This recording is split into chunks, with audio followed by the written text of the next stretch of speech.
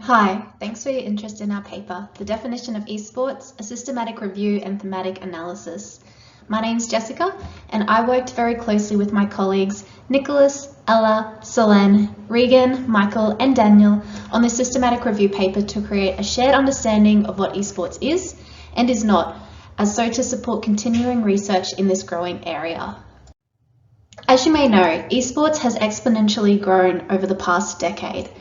In 2020, the audience of esports grew to 495 million, with 2 billion people reporting an awareness of esports. These large audiences have resulted in a huge revenue landscape, which was estimated to be $24.9 billion in USD in 2020.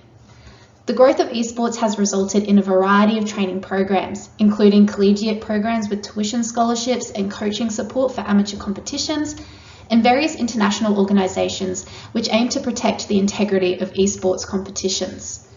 In line with the growth of esports, we've also seen the academic research on esports expand over the past couple of years, with recent scholarship on a range of different topics, including player health and well-being, skill development and performance, streaming and spectating, and toxicity, just to name a few.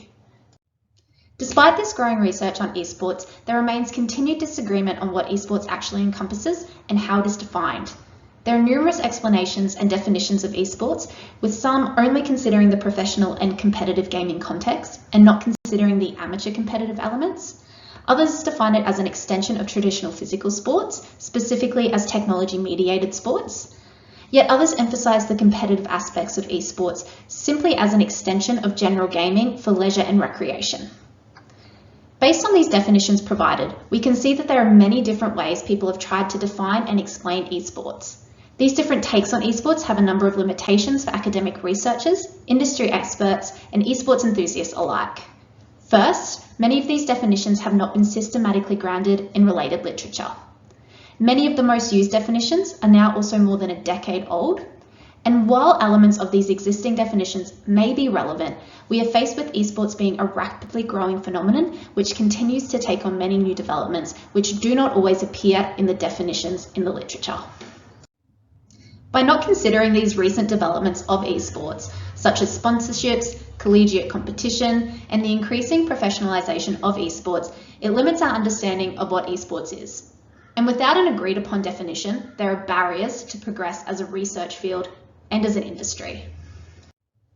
These barriers include things like growth in the research field being prevented by a lack of common ground, research progress being limited by a lack of distinction with traditional physical sports, and without an agreed upon definition of esports, the ability to regulate the industry or assess its financial contributions to our economy is limited.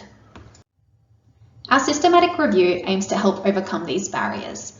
We argue that, in order to support the continued research growth of esports, there is a need for a current, intentional, debated, and thoughtful definition of esports to understand what esports is and is not, that will be stable over time, is not described simply as relative to another domain, such as physical sports or general gaming, and is grounded in both the history of esports and its potential future growth. To help with this, we conducted a systematic review of how esports has been defined in the literature and aimed to answer the following research questions. How is esports defined within the academic community and how has it changed over time? What are the most common dimensions of esports definitions? And what are the implications of various identified elements of existing definitions of esports? In terms of the method, very briefly, we first conducted a systematic review, obtained the definitions from the selected papers that met the criteria, conducted a thematic analysis on the definitions found, and finalised all themes and codes. From there, as a team, we developed a statement of the key elements that characterised esports, grounded in the relevant literature and based off relevant themes that came from the thematic analysis. For the thematic analysis, 9 dimensions were identified: competitive gaming, leisure activity, organised activity, which had 2 sub-themes, organised gaming and tournaments and leagues, professionalism, which had 2 sub-themes as well, esports as professional play and esports including amateur play, spectators and fans, skills and training, esports as an extension of gaming, esports as a sport, which had 3 sub-themes, supports esports as a sport, doesn't support esports as a sport, and discusses relation to sports, but does not take a stance. And lastly, gambling.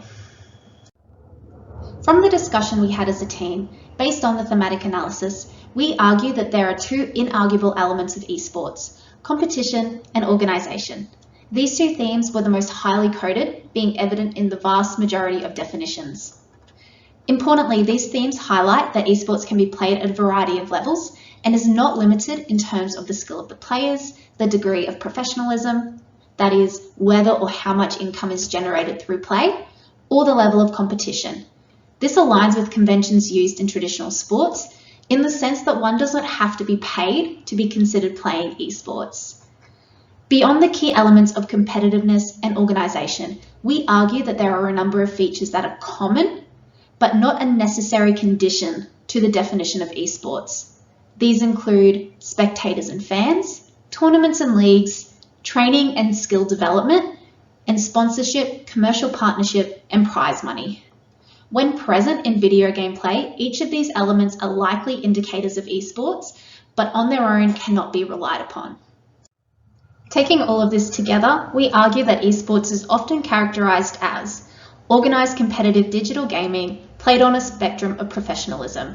Its organised and competitive aspects lead to elements often associated with, but not necessary for, esports, including spectators and fans, tournaments and leagues, training and skill development, and sponsorship, commercial partnership, and prize money.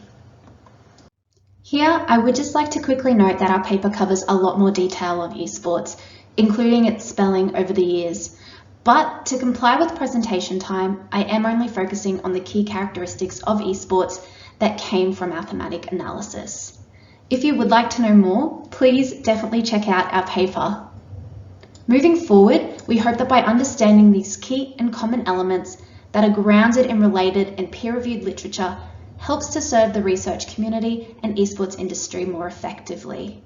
We also hope that by highlighting these key dimensions, our understanding of esports stays flexible to future research and advancements in esports.